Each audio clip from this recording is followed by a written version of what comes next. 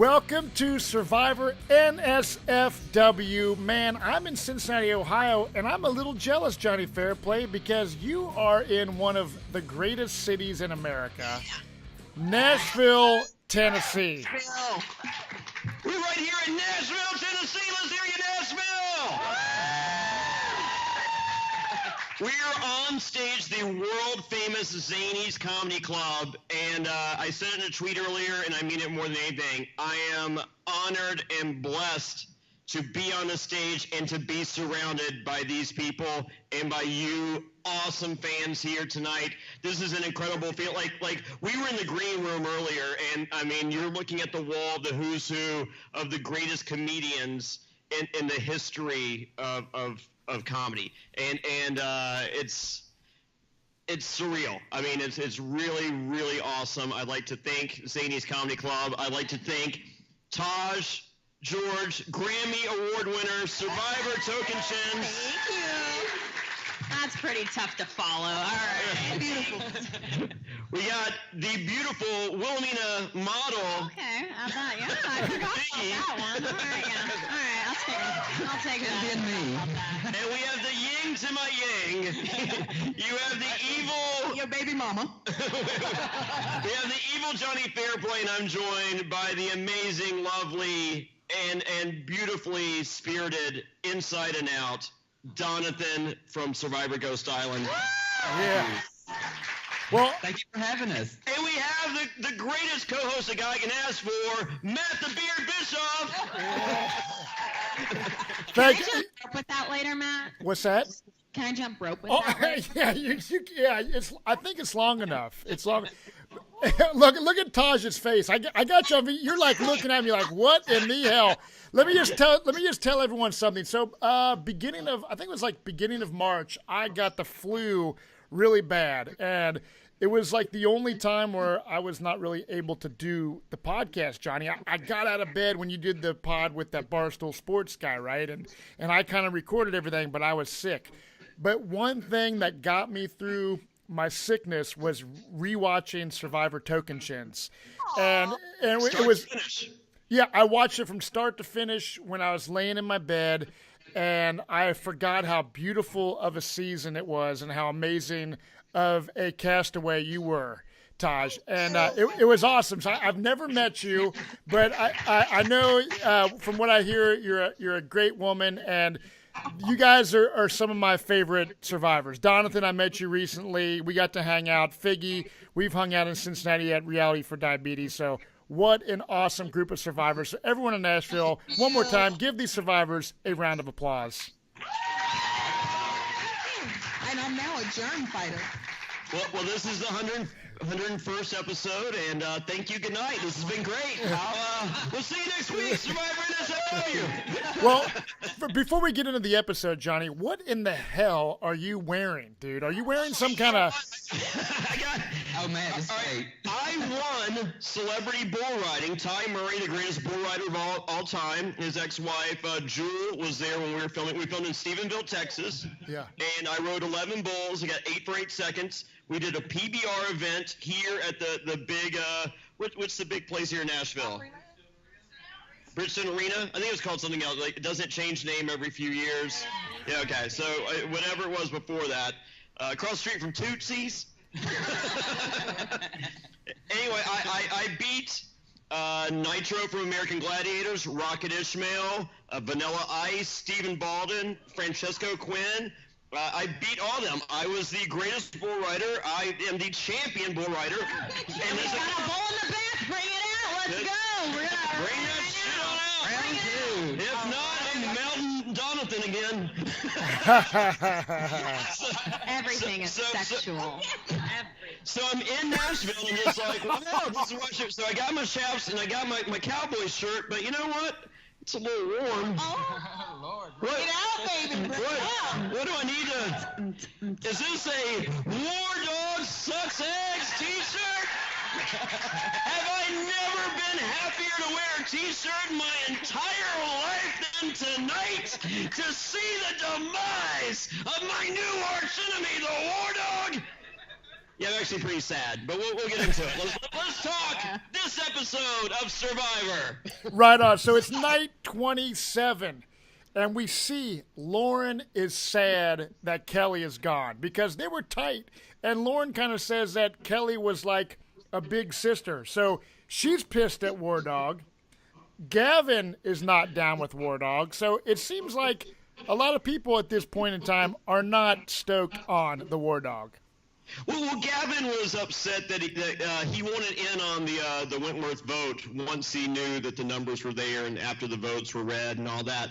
And I appreciate that. Like if I'm on the outside of a vote that I wasn't a part of and I see that you had the numbers and I didn't, I would also like to be a part of the good side of those numbers. That's every time. That's Nothing you can do at that point, but just go with it. So I totally get it too. Yeah, so I appreciate Gavin's strategy. It's just like, hey, going forward, if you think you're going to be right, I would like to be right too.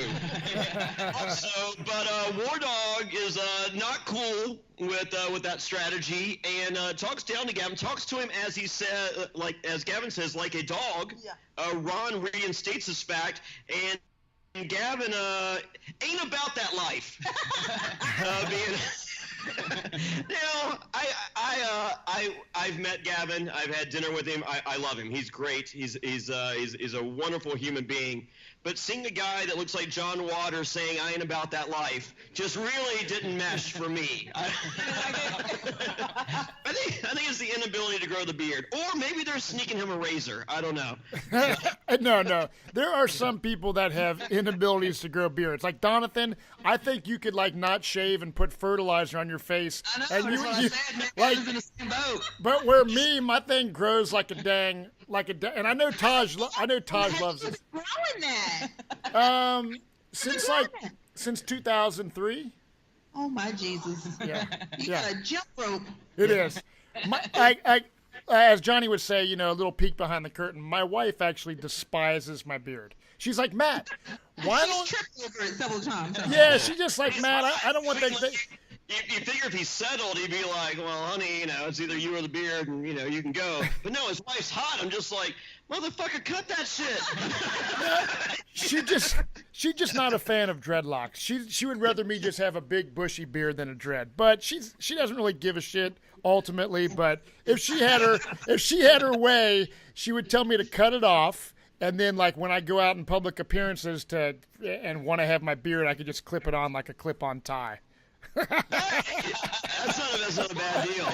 I'm just going to accuse you of that anyways. Right. Oh, no. It's real. Trust me. So we see... I'll put it on social media. Don't worry. So we see Ron, okay? And Ron, throughout this game, has been playing both sides. So I honestly think he's been in a great position and a great spot because he can go one way or the other. However, that's also a strategy that can sometimes come back to bite you in the ass. You know what I'm saying? Yeah. My friend Blondie went one way or the other. There's the song. Right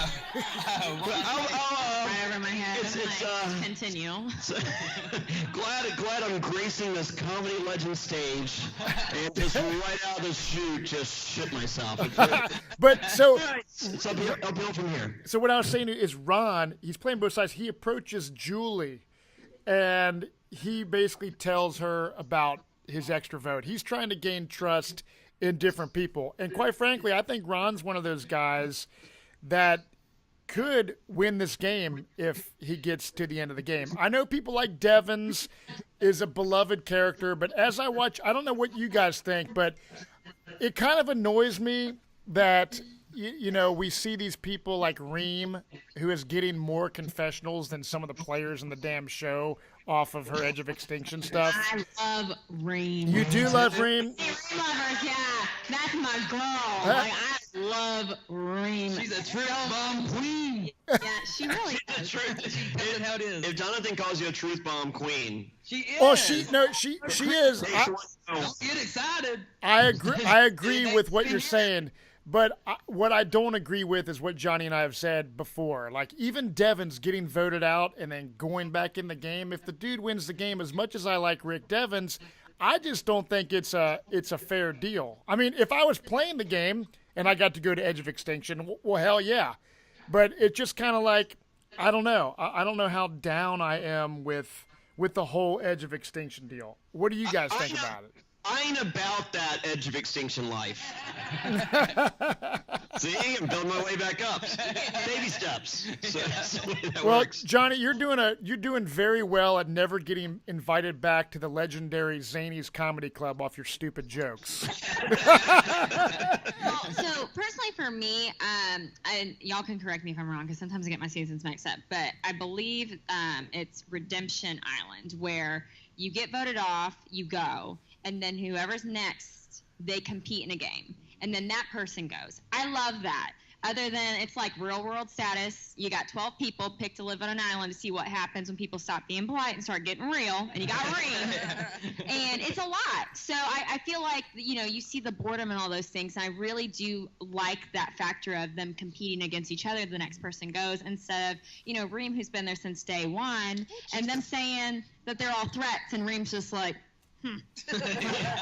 Well, Taj, I want to ask you this. It's been a long time since you played Survivor. So as you're watching the new school way of playing Survivor, are you a fan of it, or is it something that is almost like, man, I like the purity of the original, first phase of Survivor in its younger years?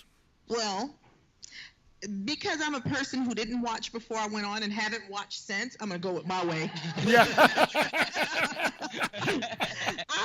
My schedule is nonstop. I can't watch every week like everyone else. I wish I could, but no. If I had to choose, of course, I'm gonna go with the way that I'm familiar with. I like the old way. Hey, I'm old school. Yeah. Heck yeah. Well, that's awesome, and I appreciate. Can't we see you on television? Oh, yeah, sure. Actually, I'm in a new show called Ladies Night with Salt and Pepper. It airs on April 30th on BET. Cool. Catch me there. Clothes and soap and food. Way too much food. There's our 18th podcast, Matt. Oh, yeah. Covering that? Dude. You can catch that one on patreon.com/Survivor NSFW, and that one's on the $100 tier. So we see Devins, War Dog, and Ron, and those three are talking about, we are the three biggest threats in the game. Like, we have to stick together. And I think that there's some truth to that, but honestly, I don't underestimate people like Aurora or even Lauren. You know what I mean? Lauren's kind of flying under the radar. She's on no one's radar. And Aurora, man, after watching her tonight in that challenge, which we'll get to, she is a freaking badass, dude. Like, Yeah, she is. she is like solid. I think she's smart. She's tenacious, if that's an adjective that I can use that makes sense. She's just a badass, and I think she's just a super big threat. And we see Devins. He wants her out because he's like, Aurora, you're a loose cannon at tribal councils, and if a tribal goes live again like it did a couple weeks ago, Aurora can totally screw things up. And she is a challenge beast. But go ahead, Jonny. Well, I did enjoy the three power players sitting there talking together, and you had War Dog just laying down the law. He's just like, look, we're the three most powerful. We're running the show. We're the three biggest threats. We have to have each other's back. And you have Devins agreeing. He's just like, yeah, I think this is valid. And you have Ron Clark sitting there saying nothing. And then this is followed by, I think we might be the three strongest players, and we should probably work together. And I'm just like, what was Ron Clark thinking for the previous 8 minutes? Shut up. I think he's thinking, I like seashells. I like butterflies. I like ties. He was thinking of dance steps. He might have been thinking dance steps for those that have seen his social media videos. So yeah, I love Ron Clark is a fun character to watch, but I'm sitting there watching and I'm just like, this guy might not be all in on every conversation. Yeah, he may not be. So we go from that to a challenge where the winners get to go on this mud bath type reward and get to feast on sandwiches and whatnot. And it's kind of, isn't this like the keel haul kind of thing, Jonny, when you're go underwater and you're pulling yourself through the rope, right? Tell me about that. It was originally called the Keelhaul Challenge on Survivor. I believe that was Survivor Season 7, Pearl Islands. What? Did someone make it to the final round of that challenge because he's so awesome? Yes, he did. His name is Jonny Fairplay. And in the middle of the second round of the finals, he's sitting there and he stops and he says, "Fuck this." and a very disappointed Jeff is looking at me right now disappointedly, and he's going, "Jonny, you just stopped. Like, what the fuck?" And I'm just like, "Jeff, I just wanted to show I could sit at the big boys table. That's enough. I don't need to win. I'm not gonna beat Rupert. I'm not gonna beat Burton. I mean, for those of you watching The Amazing Race, I could beat the shit out of Rupert right now. That motherfucker turned 88 last week, I think. What the fuck happened there? I mean, you know, we all hit the wall sometime, but that mother just like, "Hi, it's Amazing Race." Boom! Oh shit, Rupert, what happened? But he's still wearing tie-dye to this day. He's still wearing tie-dye. Him and you think the wife might have a better idea. She's like, "You know what? Let's try some fucking polka dots. Who knows?" No. I blew all the America's Tribal Council money on this tie-dye kit. It's a professional tie-dye kit. Who wrote down my name?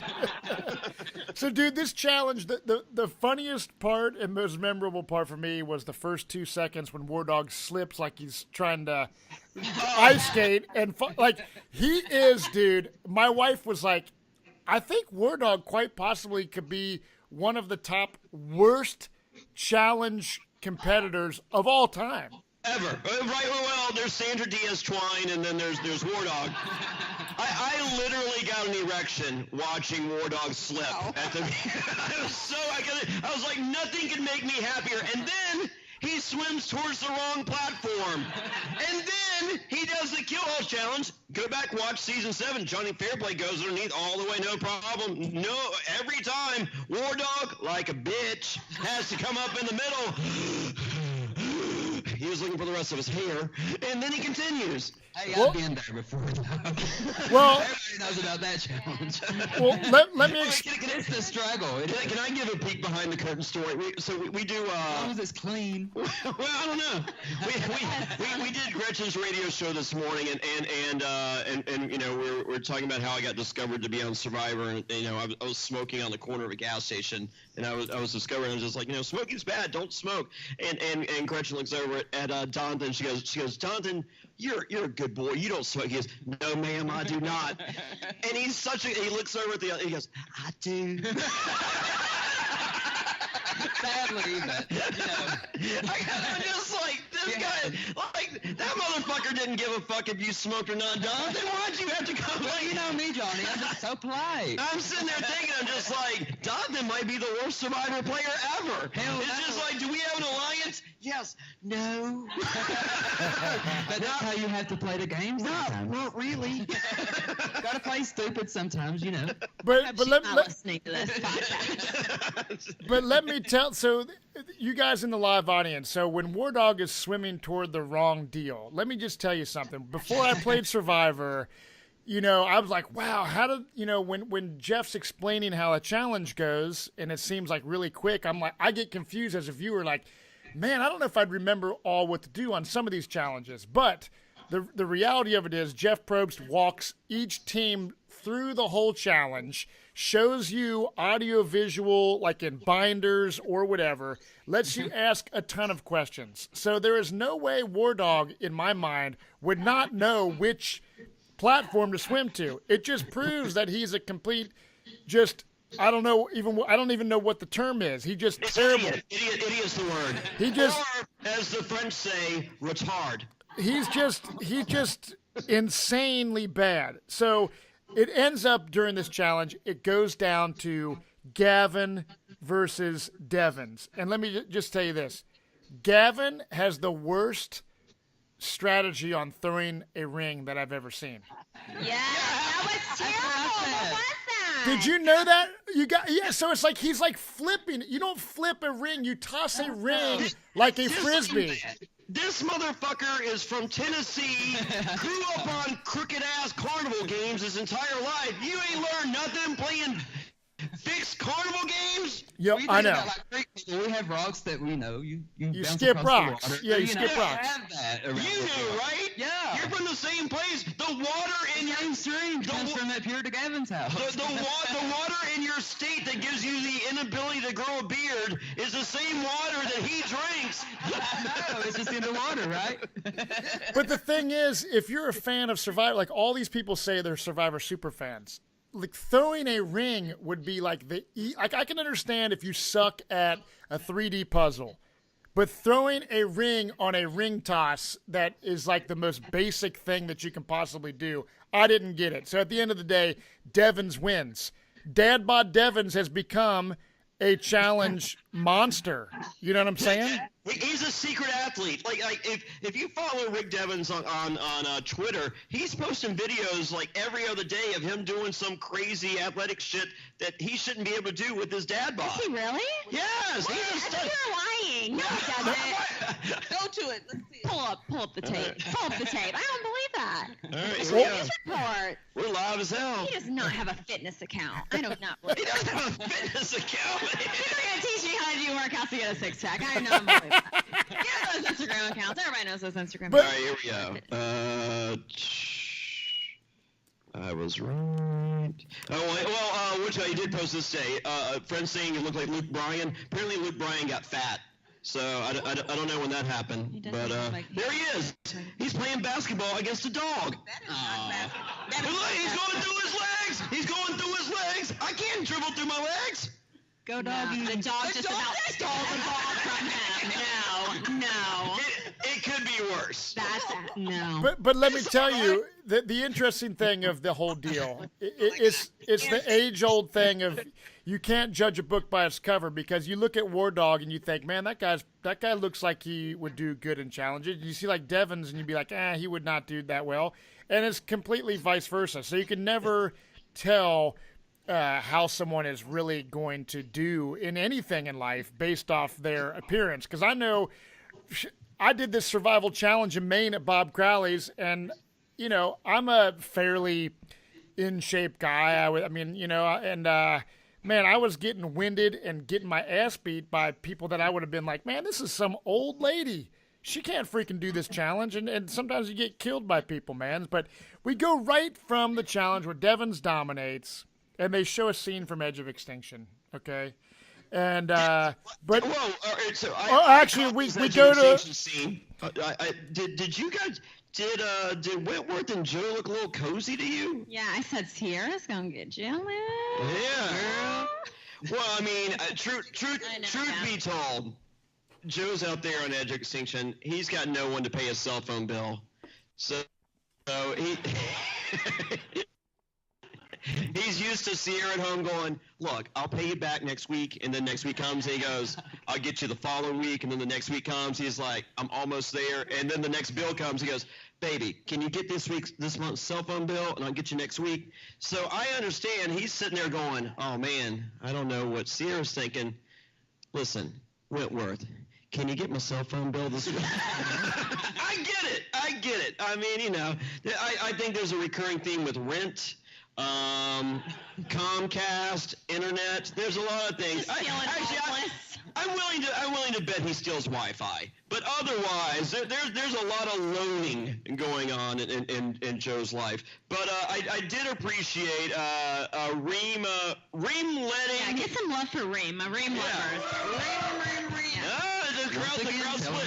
Reem let Wentworth have it. Reem goes. I was about that life, if you know what I'm saying. Reem goes, you fucked up my game. You ruined my life. But I don't want you to get sunburnt. and you know, That's the mama roll, though, isn't it? Yeah, that's kind of like getting a reach around. I think. Would you know?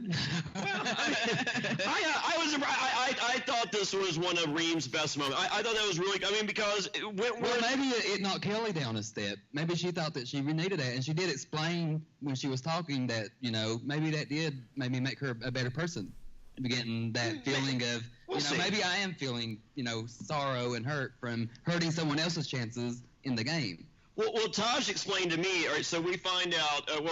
It's explained to Taj, who is a casual Survivor viewer, that this is Wentworth's third time playing the game. Yeah, I was told. And Kelly tells us that she goes, my husband has let me go do this. So what did you tell me? I said, damn. I was like, she can't have kids. She obviously cannot have kids to be away that long. And obviously he loves. Yeah. Oh yeah. I said he must love her. Yeah. Or he doesn't. I said, obviously he doesn't. Well, you know. Yeah, you can go, baby. Maybe they'll call a fourth and fifth time. You never know. Take your time. While you're there, apply for the next season. Well, yeah, I went ahead and filled out an application for. What was your maiden name? We'll put that one on there. First, you don't succeed. CBS also loves her because Kelly got, when you look into a short as Survivor episode is, 40-something minutes, she got a lot of confessional time just on Edge of Extinction. You know what I mean? But I do think it kind of, like Jonathan was saying, it kind of made her maybe realize a little bit about herself and, put her in her place a little bit. And she makes a statement like, man, I got family and friends at home, and this is going to hurt for a long time. And the thing is, I don't know about Taj and Figgy and Jonathan, none of us have won Survivor. And it is a thing. It takes a long time to get over. It's a crazy experience where you think about the experience for a long time. I mean, there's not a day that goes by that I don't think of Survivor in one small tiny bit or another. Mostly because no one gets it. No. And the thing that majorly sucks is I think about Survivor more than most because I got Johnny Fairplay's dumbass texting me 50 times a day, telling me to go to JohnnyFairplay.com and buy a damn T-shirt. But anyways, War Dog Sucks Egg shirt is selling very well tonight. By the way, get yours at JohnnyFairplay.com. With every T-shirt purchase, you get a phone call from me, Johnny Fairplay. Oh, and also, so everyone that goes to iTunes, goes to Spotify, goes to Stitcher, listening to the show, you can catch it directly at Survivor NSFW.com. If you're hearing it, you're going, man, I wonder what Jonathan looks like now with his beard still not grown in. I wonder if Biggie's just as hot, if not hotter, she's hotter. I wonder if Taj could be any more beautiful than she was on Survivor Tokens. And the answer is yes to all those things. And you can see us right now. You just go to patreon.com/SurvivorNSFW, and you get the video version of the podcast each and every week, along with additional bonus content like the Castaway Watch Along, in which we watch a previous episode each and every week, episodically. We start with Pearl Islands. We're almost at the end of Caramoan now, and then you also get the Q&A, which is my favorite podcast of the week, and we will be dropping this Friday part 2 of our Season 40 all winners. How would we cast them? Part 2 of the winners cast prediction episode. Speaking of that, I have a shirt available at JohnnyFairplay.com called FTW Fuck the Winners. Please pick that up. I ordered mine in lime green. Matt has his in black. Join us. Join the movement. Season 40. Bad casting decision. But yeah. So Patreon.com/SurvivorNSFW to watch us each and every week. Right on. So we're going to go right to day 28. We see Victoria, Ron, and Aurora. They all won out Devin's, but Gavin's not down. You know what I mean? And then we see this little scuffle between Aurora, who is a self-proclaimed, even when you watch her preseason interviews, she claims, hey, I'm self-aware to know that I am a hothead and I don't like certain people and people rub me the wrong way and I freak out and whatever. So having Aurora, who only wants to split 1 cup of rice between the 4 of them, and you have Ron, who is obviously hungry and wanting to eat a bunch of rice. And honestly, I am on Team Aurora on this one. It's like I would ration the rice and not kind of ruffle other feathers and eat a bunch like Brandon Hance would. I don't know what you guys feel about that. I would have just, while no one was looking, and I did this on my season, when I was on my SWAT tribe, no one was looking. I went in the bag, I threw a little bit extra in there, I walked away. Some was not cooked all the way, some was cooked. You never knew because it just mixed in. I threw some extra rice in there. Oh, yeah, right on. Well, you know, on my season, we couldn't kill anything on Jalapal, so they gave us like a 25-pound bag of rice and a 25-pound bag of beans. So every day for breakfast, lunch, and dinner, we take a handful of rice and a handful of beans, cook it up, and we'd split it between 8 people, of course, until everybody started to dwindle down. You get more. But I won people over because I was trying to lose weight, so I would let them have my food. I was like, I want to starve anyway. Fuck it. Jonathan, where are you at on that? I was on Ghost Island where we started out with the least amount of rice ever, so we were really hurting. You know, we had to get out and really find what food we could find, and on Malolo, we were just awful. We couldn't find anything. So we were, you know, we had to depend on our rice, but it was very little. So I don't know exactly how you guys, you know, got to do that because the way I did, when I went to Ghost Island, honey, I had like the whole thing made, and like I was chowing down. But once we got to later in the game, Jeff, we had to negotiate and we had to rebuild our shelter for rice then, and we got to enjoy more later in the game. But we starved for a long time. My good friend Angelina, I don't know if you guys heard this. She gave up immunity for rice. She it's a secret. I don't. But it was pretty selfless. I liked it. So no, my opinion is if someone is off enjoying a reward and getting food, I'm of the opinion of fuck them and eat extra. Okay, so you're on Team Ron on this situation. Eat the rice. They're getting food. Because you, like Aurora, are a rice Nazi. And it's not the first time you've been called a rice Nazi. What do you guys think? So, hands up if you would put more rice while everyone is at reward. More rice, okay, and not more rice. Hands up. All right. Oh, y'all are so sweet. I know. That's like 5 of you that are really nice, and everybody else would just screw you over. So Yeah. So for those of you not watching, it's a bunch of assholes here. This comedy club in the world famous Nashville, Tennessee. So right after the rice debacle, we basically go to the reward, which kind of reminds me, Jonny Fairplay, of probably. Whoa! Before the reward, Ron does say that he needs $2 million to live with Aurora until day 39. But you just think that they were so chummy whenever the episode first started. They were getting along, and then all of a sudden, like just an instant, they were at each other's heads. Well, It was a quick transition there. My advice to Ron Clark, much like Oprah said, go write another book, motherfucker. I mean, order his new book. One, two. how many million does he have already? So, Right. I think Ron Clark's doing pretty good. He has an amazing school, and I'm only saying that because sorry, y'all. I'm finishing my teaching degree, and it is an awesome school, and I'm actually going to go visit it. But I did just order the book because I'm kind of a nerd. But yeah, sorry, I'm just going to sit back and be such a nerd. But his school is actually really cool. It's beautiful. It is. Yeah. I'm not dissing on Ron for having a lot of money. I would like to borrow money from Ron Clark. I have ideas, some of which would help people, maybe. I don't know. I haven't flushed out the ideas. I would just like to borrow money from Ron Clark. And he listens to the podcast, so I mean, just go ahead and PayPal me, I guess. It's the pop Walmart. There you go. But when I said we go to the reward, and it kind of reminds me, Jonny, of maybe a scene that looked like you and Donathan last night behind closed doors. And that is Devins and War Dog rubbing mud on each other. That's not true. Rick Devins and War Dog rubbing each other down is gayer than Donathan. We discussed that upstairs, and that's a fact. There is, man. Whoa. Why? Have you seen Lauren? I mean, like, this girl's Instagram is like, I'm just like, she should charge money.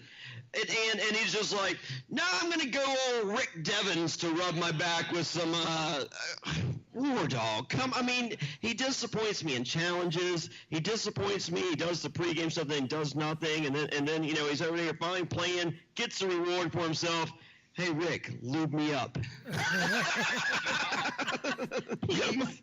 Please. We get a please in there?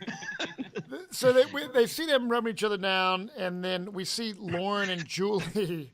They're talking in the water, and they're like, dude, we should kind of get out War Dog, you know? And that seems to be the theme amongst a lot of players, getting War Dog out. But Lauren kind of is not having that. She would rather get like someone like Devens out, you know. Devens is being recognized at this point by the more observant players that he is easily a jury favorite at this point. Now, do you think put it this way, in the case that Devens makes it to the end of the game, and let's say it's War Dog Devens and whoever, does Devens beat War Dog even though Devens got voted out and went to Edge of Extinction? And like, let's say at this point War Dog is still in the game. He wins because of that. Okay. Yeah. So everyone on that jury is going to vote for. Now, it's still crazy to me though. I'm still trying to wrap my head around the fact that you can get voted out and then still win the game. Understandably so. I think that I see why, you know, Rick played a pretty okay game before he went on the Extinction, came back. Mm-hmm. He's made a lot of moves. But if War Dog was at the end with him, I think the issue between the two is the way War Dog has gone about speaking to people. And that's going to be the factor that does not win him $1 million. Well, that's a perfect example with Ghost Island when you have Wendell and Dominic. You know, Dominic done what he did to me at Final Six, and maybe that tone that he had, like I told Jeff, you know, you worry about everything else, but if you worry about your tone, then, you know, you might rub people the wrong way if you don't. And, you know, at the end, Wendell ended up winning by one vote just because, you know, half of us in the jury were, you know, kind of bitter the way he treated me. But also, you know, Wendell had such a phenomenal social game that he overclouded Dominic with that. Yeah, it's interesting because I agree with you. You know, the person with the nicer personality, and then you go back to, you know, when Russell Hantz thinks he should have won the game and he had horrible jury management and was a jerk to everybody. I guess if you show a little bit of I don't know, a little bit of heart. Like, I don't know, Johnny Fairplay, if you went up against, let's say, you and Rupert in the end, if that were the case, I don't think the black-hearted Johnny Fairplay could have won over the big teddy bear Rupert in that situation. I could easily beat Rupert. Most of my evil is done during confessionals. I mean, I like, if I'm such a horrible person, how could I have 3 of the nicest people to ever play the game of Survivor on stage with me? You're not. The thing is, I wouldn't be. Well, the thing is like, I wouldn't be doing a podcast with you if I thought you were truly an evil person that I didn't want to associate with. Now, Johnny Fairplay is Johnny Fairplay. I laughed at Figgy when Figgy's like, damn, everything is sexual out of Johnny's mouth. That's Johnny's shtick, everybody. Johnny thinks my wife is hot. He thinks Taj, Figgy. I think you think anything with boobs is hot, Johnny. They don't have, I like flat-chested girls too. Okay. Well, he does not discriminate. That's good. He takes all the teeth. Yeah. No, I prefer breathing. That's pretty. I narrow it down to breathing. That's my prerequisite. So we go right after this mud challenge. We go to the immunity challenge, and you basically have to carry a buoy over a couple obstacles, then through a net kind of deal, then army crawl under another net. And then at the end of the day, you are building a star kind of 3D puzzle. We learned that Aurora, her kryptonite kind of is puzzles. She's doing crappy, and she's like, man, I think that's the one thing Aurora cannot do, because she can obviously swim, balance, and do anything physical, but that's the beauty of the dudes that design the Survivor challenges, because there are people that are just super brainiacs that can do puzzles, and they're super badass people like the Aussies and the Malcolms and stuff like that can do physical stuff. So Aurora's having trouble with the the puzzle kind of deal. Hold on. Do you guys like the 3D puzzles? Or are you good at them? I'm okay Not with good at them, puzzles. but I like it. But I like you're watching right. it. There are people who are really good at things like that, and the ones that are very physical. Like Steven couldn't win anything, but he won the puzzle challenge, and he came from behind a Yale education. Yeah. Yeah, and he's the kind of guy. And there's some people too that could do like Figgy was saying earlier. And that's one thing that I vocally admit about this podcast. There's certain people that can name every season and who got the boot order of every person and this. And it's like, I've watched every season. I'm a super fan. I watch it with my family. I love Survivor. But if you ask me some trivia stuff, I'm gonna suck at it. We do the Castaway watch along each week, and we're currently doing Caramoan. Matt had no clue who was getting voted out in the episode that we watched this week. It's new to me too. Yeah, well, because I haven't, the thing is, it's like I watched my season.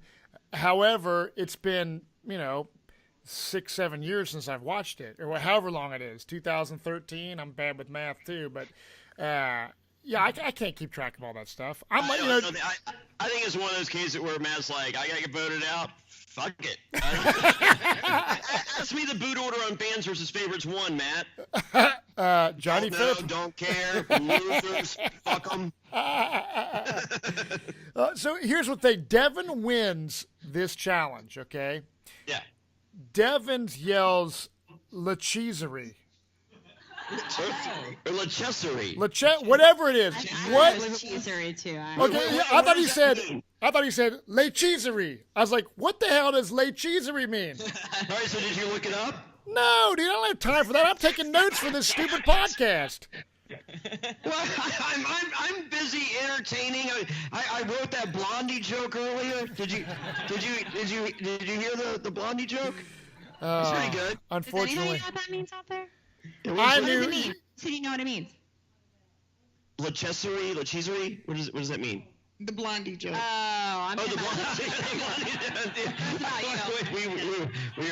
We're not revisiting the I mean, I could see. I know Devins has kids. Maybe it was some insight. I blurt out a lot of self-induced Tourette syndrome crap all the time. Is what I call it. I blurt out stupid stuff. And maybe it's like an inside joke of him and his kids or his family or something. I don't know. But I was like, what in the hell? And they didn't really touch on it, but it was pretty apparent what he said. Because they subtitled it. Anyways, whatever. I don't know what the hell he's talking about. So Devins wins. This screws up the plans of everyone who is wanting to vote out Rick. Hold on, we have an answer. My friend in the audience, Mackenzie, just texted me what it means. Yeah. Thank you, Mackenzie. You could have just shouted. You're on it. It's something shouted during golf game at the Olympics. Oh, my apparently. husband would have known that.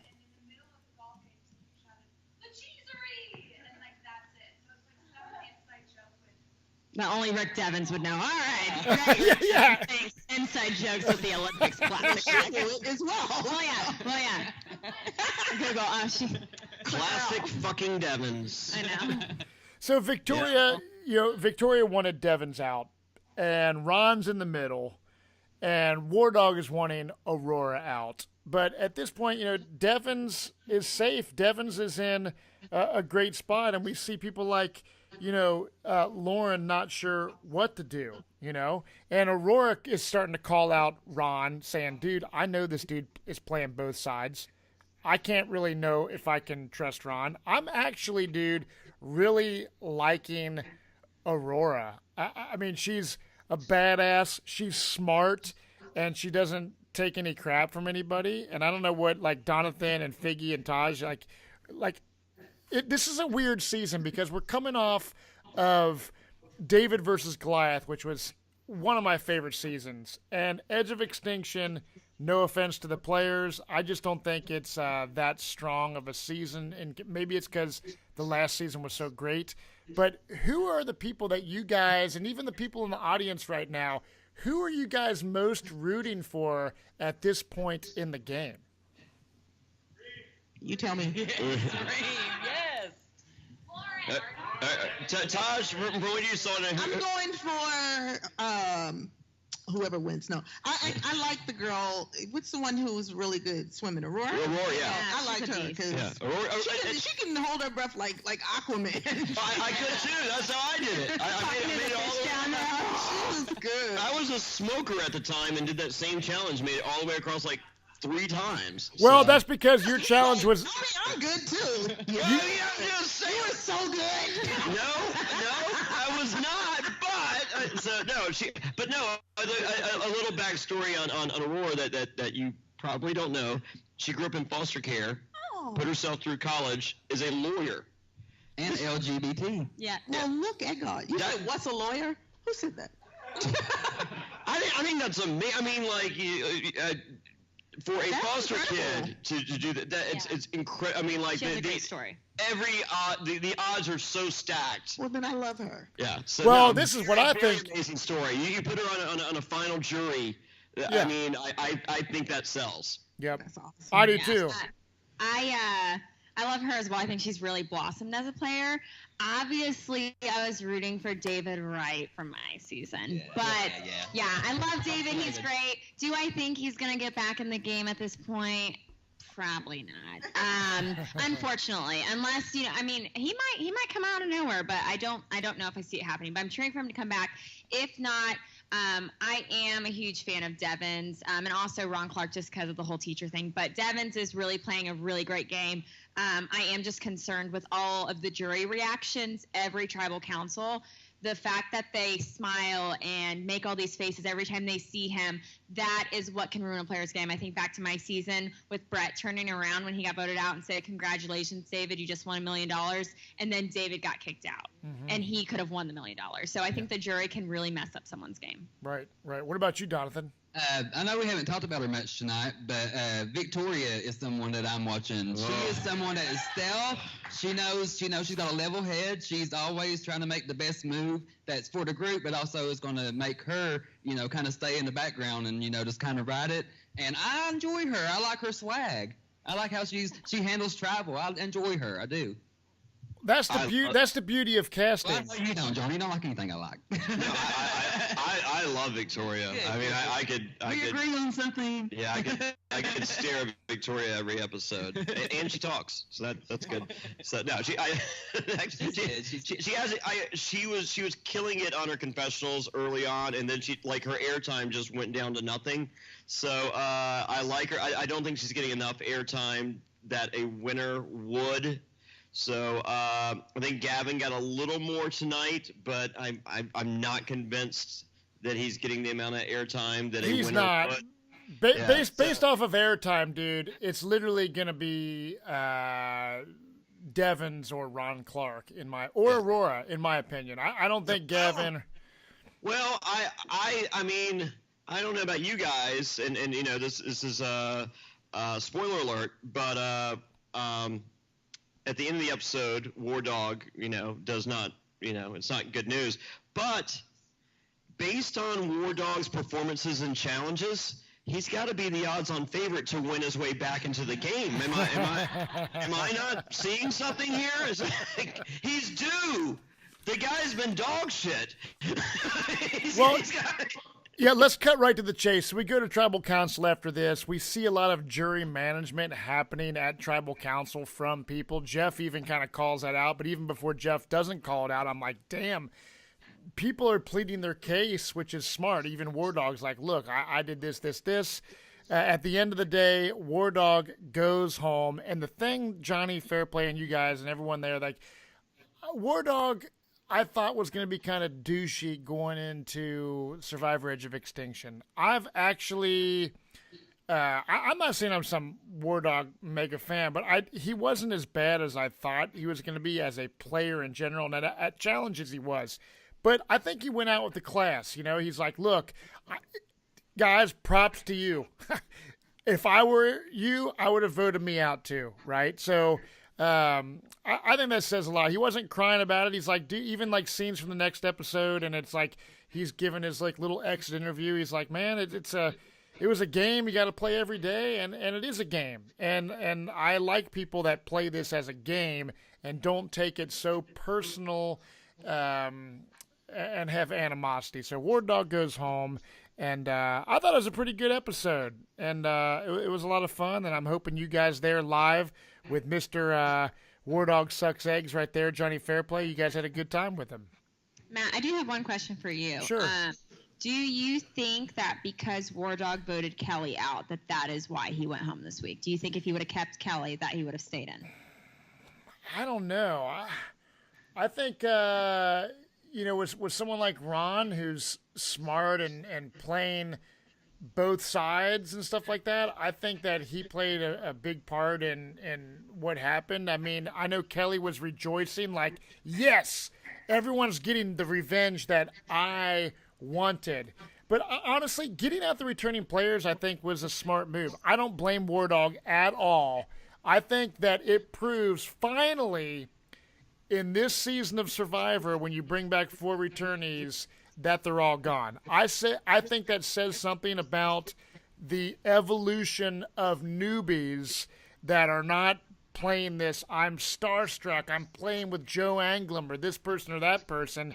They're getting them out. And that is the smartest thing to do. And you guys, I know Jonny Fairplay posted this today, a little season 39 rumors. Apparently it's all newbies plus Boston Rob and Sandra Diaz-Twine bringing back 2 winners, right? Gaining hype for the supposed season 40, which is all winners. I think that does not make me stoked at all. If I'm on season 39 as a newbie and I see Boston Rob and Sandra Diaz-Twine, the first thing that I'm doing no matter what is voting them out. So if I don't think they're actually playing. I think they're player they might be playing. They might not. I don't think they are. I think they're just coaching on the side. Well, if they were playing, which I'm already tired of both of them before this, and then I'm going to be tired after this. But then they get to come back for 40. Thanks. It's like they're like Hunger Gaming, like 39. Like, are you Senna and are you like that? Yeah. I forget the other guy's name, but it's like they're like coaching them to win the Hunger Games. Like what? Yeah. So I will say this about the Tribal Council. So when War Dog goes, we get a shot at Kelly Wentworth going, they got revenge for me. I don't think they cared about Kelly Wentworth in that moment. I think Kelly Wentworth went into Aubrey mode. And she was like, "Oh, I'm on the jury. Even though this has nothing to do with me, let's make it about me."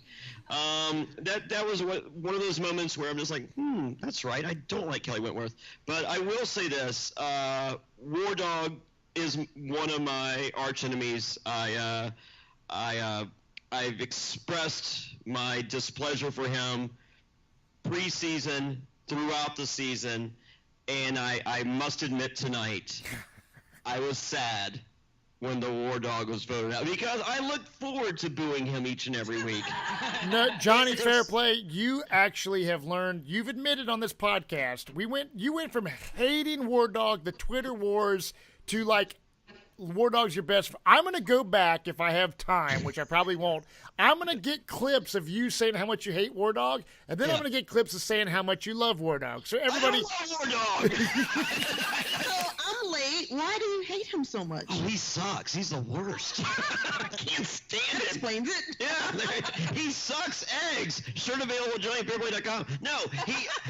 He went, but it all started. We were doing the cast assessment, and we're watching these videos on Entertainment Tonight Canada, and he's like, "I'm the War Dog." Well, first of all, he gives himself a fake name. There's nothing worse. Like the dragon. Well, like that's bad, but like Jonny Fairplay. There's nothing worse than renaming yourself. It's horrible. So he has, and he's explaining how great he is and how grandiose, and especially in the third person, which is the most annoying. And then the season starts, and he does nothing, and it's just like, what the fuck? But let me tell you this, dude. What you just said, first of all, it's hilarious because basically War Dog is doing the same shit Jonny Fairplay does on a daily basis that I deal with, right? Second of all, War Dog's complete strategy could be to lay low, because we all know that he waited till he got his footing, and then he evolved like a butterfly into the asshole character that I was so strongly looking for. He became that. I respect that. I am a fan of the War Dog. I want to end on that. War Dog, if you're listening, Jonny Fairplay is a fan. Nashville, Tennessee. I want to thank all of you guys for coming out to support Survivor NSFW and all the beautiful Survivor players that I'm looking at right now. Taj, I wish I was there. I would love to meet you. Figgy, you're awesome. Donathan, I love you. Johnny, Fairplay, and all you guys. We will see you guys next week on Survivor NSFW. Woo!